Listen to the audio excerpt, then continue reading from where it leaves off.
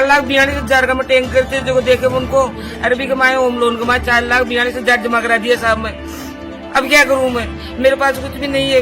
गणी करो तो मैं कि मैं तुम्हारे ज्वेलरी बेच बाच के 2-2.5 लाख तक दे सकूं छू, पर मेरा पीछा छोड़ो, पर मेरा पीछा नहीं छोड़ रहे। बहुत दुखी कर रही है मैंने, मेरा कोई भी नहीं है संसार में।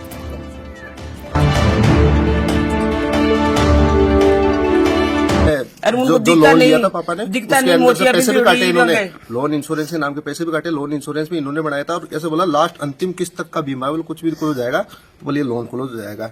उसके बावजूद सर ये लोग कर। नमस्कार, मैं चित्रा शर्मा, AI, आप देख रहे हैं CIB न्यूज।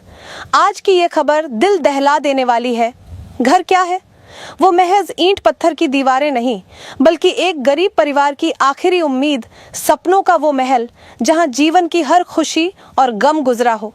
लेकिन राजस्थान के फुलेरा कस्बे में बैंकों और प्राइवेट फाइनेंसरों के दानव जैसे पंजे गरीबों के इन सपनों को कुचल रहे हैं। आज हम लाते हैं एक ऐसी दिल छू लेने वाली कहानी जहां ईमानदारी की सजा मिल रही है, घर छीनने की। फुलेरा की Hardev Joshi colony, plot number 81। यहाँ रहते थे स्वर्गीय शैतान सिंह, एक मेहनती इंसान जिन्होंने AU स्मॉल फाइनेंस बैंक की जोबनेर ब्रांच से 2018 में 3 लाख का लोन लिया। किस्तें समय पर चुकाई तो बैंक ने 2019 में टॉप अप दिया, फिर 2020 में और टॉप अप। शैतान सिंह ने कभी एक भी किस्त बाउंस नहीं होने दी, पूरी ईमानदारी से चुकाते रहे। लेकिन किस्मत की मार, 22 अप्रैल 2022 को उनकी मौत हो गई। परिवार का सहारा छिन गया और अब बैंक का क्रूर चेहरा सामने आया। सुनिए ये चौंकाने वाली बात। परिवार का आरोप है कि बैंक ने हर लोन के साथ इंश्योरेंस का पैसा काटा था। वादा किया था कोई अप्रिय घटना हो तो लोन माफ, लेकिन मौत के बाद भी बैंक नहीं माना। शैतान सिंह की पत्नी कुंदन कंवर जो कैंसर से जूझ रही हैं, और बेटा जगदातार सिंह, पुत्रवधू, ये पूरा परिवार डर के साए में जी रहा है। मौत के बाद भी परिवार ने 4 लाख एक मुश्त दिए, फिर भी बैंक 19 लाख की मांग कर रहा है।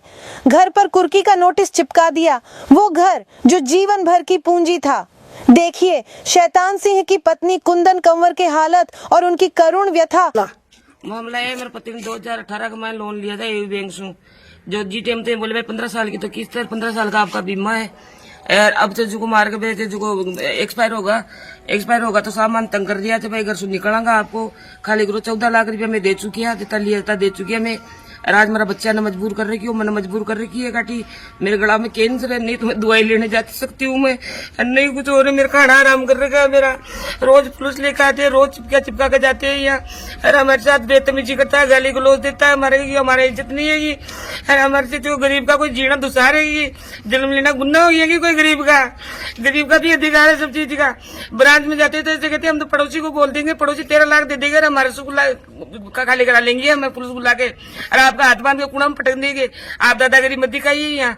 मैं क्या दादागिरी करूँ, मैं कैंसर की पीड़ित हूँ, तो मैं क्यों ऐसे करके हमारे साथ बहुत तमीजी कर रही है।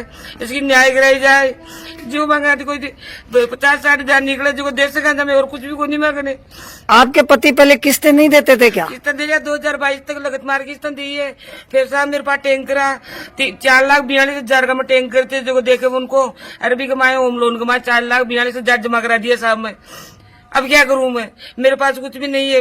गणी करो तो मैं कि मैं तुम्हारे ज्वेलरी बेच बाच के 2-2.5 लाख तक दे सकूं छू, पर मेरा पीछा छोड़ो, पर मेरा पीछा नहीं छोड़ रहे। बहुत दुखी कर रही है मैंने, मेरा कोई भी नहीं है संसार में। अब बेटे जगदातार सिंह का क्या कहना है वो भी आप सुनिए। आप बताएं, क्या कितना पैसा मांग रहा है बैंक आपसे और क्या कहना चाह रहा है बैंक? पापा ने लोन लिया था 14 लाख रुपए का जी, और बैंक 14 लाख हमारी तरफ से 14 लाख रुपए जमा है पूरे, उसके बावजूद बैंक 19 लाख रुपए और मांग रहा है। और अब हर बंदे के पास जाते हर बंदा अलग अलग बोलता है, कोई 13 लाख बोलता है, कोई बोलता 10 लाख लिया हो, कोई बोलता 9.5 लिया हो, कोई बोलता 14.5 लिया हो, और बोला तब हम सेटलमेंट करेंगे। नहीं तो इस आपकी माताजी कह रही हैं कि रिकवरी वालों की जो भाषा, सभ्य भाषा का इस्तेमाल करते थे, तो क्या क्या कहते थे वो लोग ऐसा? सर वो सीधा ये बोलते हैं कि आप लोग चाहे आत्महत्या कर लो, चाहे मर भी जाओगे तो भी भी मर जाओगे तो हम नहीं एक छोड़ेंगे। बोला तुम्हारे जब पिताजी मर गए तो लोन माफ नहीं हुआ, तो बोला तुम्हारे सब किसी के मरने से लोन माफ होता नहीं है, और आप लोग चाहे मर भी जाओगे तो भी ये लोन जमीन को क्या सिर पे थोड़ी लेके जाओगे आप। और जमीन बोला तो यहीं रहेगी। जमीन यही रहेगी, आप लोग चाहे कितना कुछ भी कर लो, हम आगे कब्जा कर लेंगे। और कहता है इसके अलावा आपके पास कोई जगह है रहने के लिए? सर इसके अलावा हमारे पास कोई जगह ही नहीं है सर। कुछ नहीं है। यही है सर, एक मकान है जो पापा ने बनाया था।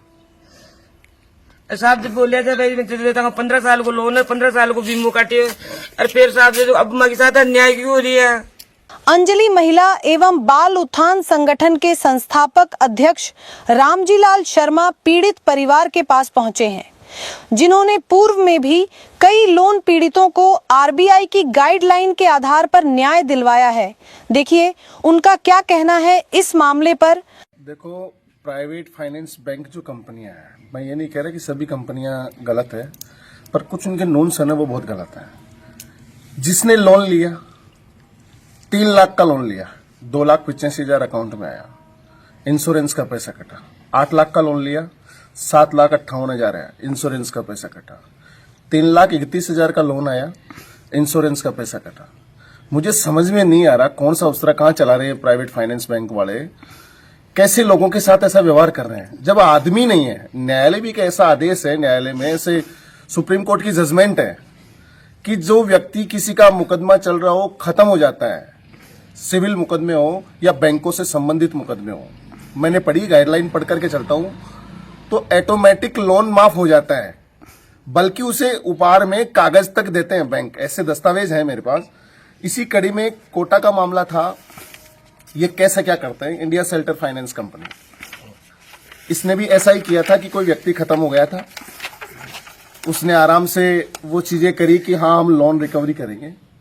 अभी पिछले महीने दिसंबर 2025 में एक न्यायालय ने 3 महीने में फैसला दिया है, और ईश्वर का आशीर्वाद रहा कि उसमें भी मेरी थोड़ा इंटरफेयर था। परिवादी के खिलाफ जो था वो मेरे फेवर में था। मेरे पास आया तो परिवादी की वेदनाएं सुनी, न्यायालय ने फैसला दिया पेनल्टी सहित उसको वकील का हर्जा खर्चा भी देना पड़ेगा और बैंक को पूरा लोन भी माफ करना पड़ेगा। ये इसी तरह का मैटर है सेम। इसी तरीके से जो mentor home loan finance company है जिसका कुछ विवाद चल रहा था, ये बैंक वाले क्या करते हैं वो बात बता रहा हूं। जिला कलेक्टर डीडमाना कुचामन, उन्होंने 4 बार इसके मालिक को बुला लिया। ये पत्र है, पर ये फाइनेंस माफिया वहां पहुंच नहीं पा रहे हैं। 4 बार कलेक्टर महोदय ने बुलाया है किसी परिवादी की बात पे, क्योंकि गुंडे टाइप के लोग हैं। मैंने शुरू में भी कहा था ये गुंडे माफिया हैं, ये आस पड़ोस में संपत्तियों को बेचने का काम करते हैं। मैं तो इन सभी लोगों से कह रहा हूं जागृत रहो। मैं तो हमेशा खड़ा रहूंगा आप लोगों के लिए। जागृत रहो, अपने अधिकारों की लड़ाई आप लोगों को लड़नी पड़ेगी। कानून में कानून की धाराएं सब कुछ बनी हुई है। इनका कोर्ट से भी स्टे लिया हुआ है, विवाद चल रहा है, न्यायालय में हम लड़ाई लड़ेंगे। पर यहाँ पे जो फालतू के लोग आते हैं, जो फालतू नाजायज औरतों को परेशान करते हैं, कई बातें होती है, उनके लिए लट पिला करके, तेल पिला करके रखो, उनका ऐसा इलाज करो, जनता जागृत हो। ऐसे लोगों को मोहल्लों में मत बढ़ने दो। और ये जो अड़ोसी पड़ोसी भटक रहे हैं ना, कोई लेने की प्रॉपर्टी सोच रहा है, वो लोग भी सोच लें। पैसे का जो माहौल आप लोगों ने बना रखा है, मैं पैसे वाला हूं, किसी गरीब की प्रॉपर्टी खरीद लूंगा। ईश्वर के घर में न्याय है, अन्याय नहीं है। कहीं ऐसा नहीं हो जाए कि आप किसी की प्रॉपर्टी लेने की सोच रहे हैं और आपके साथ ही भगवान ऐसा अन्याय कर दे। ये सोच विचार लेना। कोई आस पड़ोस के लोग प्रॉपर्टियां खरीदने की मत सोचना, किसी गरीब का आसियाना छीन रहे हो और आप खरीदने की सोच रहे हो। आप अपने बच्चों के, किसी के बच्चों का घर खरीद के और अपने बच्चों के लिए बना रहे हो, कहीं वो बच्चा ही आपको वृद्धाश्रम में भेजने की तैयारियां कर ले। ये सोच विचार कर लेना आप। मैं तो इन लोगों के साथ हूं और एयू फाइनेंस वालों को कहना चाह रहा हूं, वाजिब चीज में इनके आकर के घर पे पेपर संभाला जाओ राजी खुशी। मैं सुप्रीम कोर्ट तक नहीं छोड़ूंगा इस मामले को। साथियों, ये कहानी सिर्फ एक परिवार की नहीं बल्कि हजारों गरीबों की चीख है। क्या बैंक इंश्योरेंस का पैसा खाकर भी परिवार को बेघर करेंगे? क्या ईमानदारी की ये सजा है?